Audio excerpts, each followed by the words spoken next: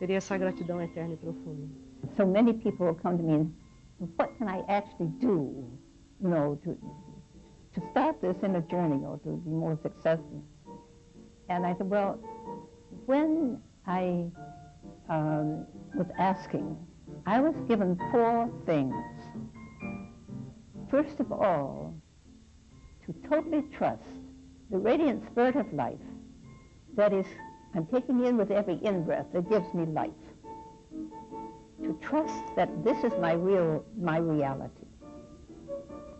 And the soul brings this, in the in-breath, this wonderful energy that's tremendous, and step down through the levels to the soul, bringing it to me, the subconscious immediately taking it and breathing it in, taking life to my body. To trust that spirit of life. The second thing is to hold and reprogram to a totally positive attitude. During the time that I went through this last crisis, I found myself calling joy and love, and every time I did it, I didn't know those were the 2 souls, but that I had a new strength. And it carried me through to hold, if a negative thoughts come up as they will, to immediately say, no, we'll reprogram you to something positive. Like I did when they asked me to come to Brazil. And I kept saying to Catherine, oh, this is going to be a great adventure. No, every negative thought is reprogrammed. So to do that opens to a tremendous support. The third thing, which was the hardest for me, was a just acceptance of everyone just the way they are. When you do that, your inner radiance comes on, your light comes on, you're protected, you can give wonderful support. Acceptance. But the minute you're critical and judging and negative, your light goes dim and you take in negative energy. And I was showing them that every thought we have, every single thought, makes a chemical change in the brain and affects every cell in the body. At the same time, that negative thought or positive thought goes out to add to the dark forces or the light forces that are so strong in the crisis of the planet at this time. It's a tremendous responsibility when we realize that.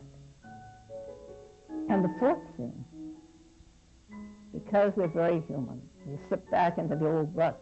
The instant we're aware of it, to stop and forgive ourselves.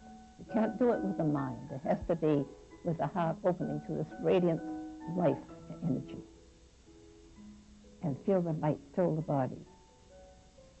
And by doing that, we have tremendous power, inner power, because the strength of the spirit is not blocked.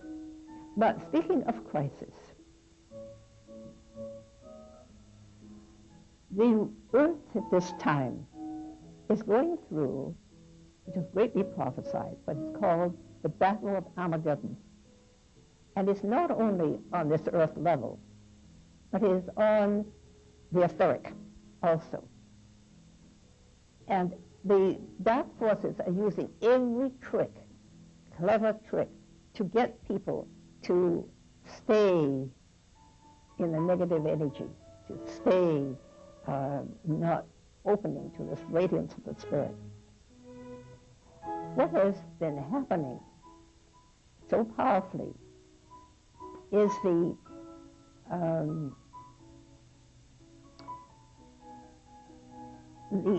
energy that is coming in.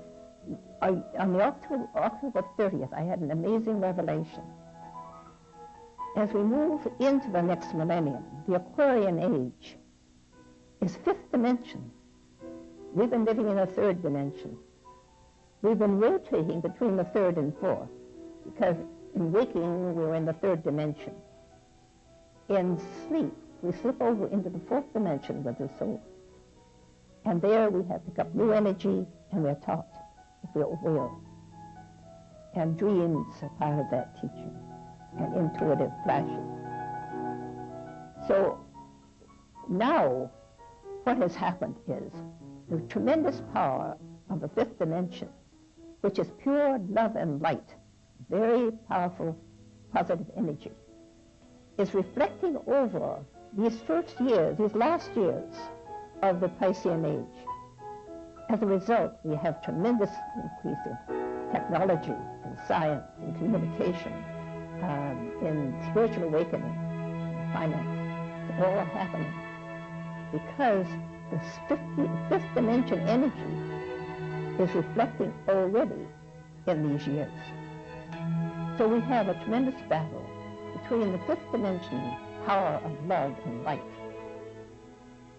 the whole vital part of energy, and the third dimensional heavy energies with the darkness that is trying to hold people down and control.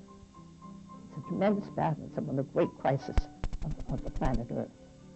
That as we cross into the Aquarian age, we have to be ready.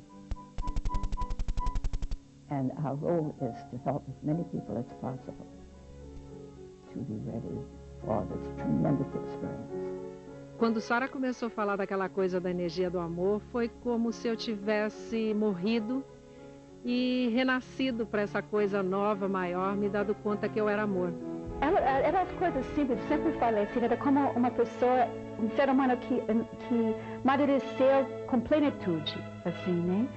E de ver o potencial que todos nós temos, né? Just a year ago, 1 month after my 91st birthday, I was sitting very quietly one morning in the quiet, and I heard these words echoing over and over. Out of the vast unknown they come, words of joy and love and peace. And suddenly poems were being written. And during this whole year, 41 poems have been written. And they've been very revealing. And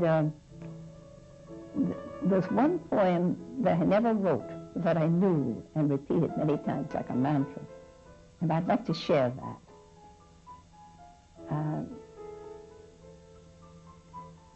Glorious Spirit, illumined and free, eternal life of my being, inspiring me to awaken to my true reality. Precious the moments I'm conscious of thee. Then my whole being is filled with light. Vibrant in every atom cell is the healing power of spiritual love. Safe in this life, light and love I dwell. Every moment of our lives on earth, through all that each day brings, our guardian angel watches over us with great love and protecting wings.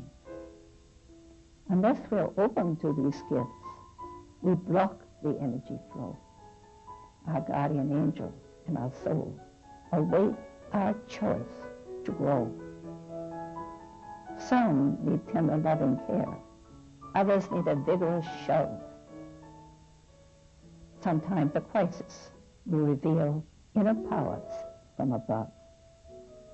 Our task in this transition time of conscious spiritual birth is to master our own inner world and bring love and light to earth. Thank you. Obrigada.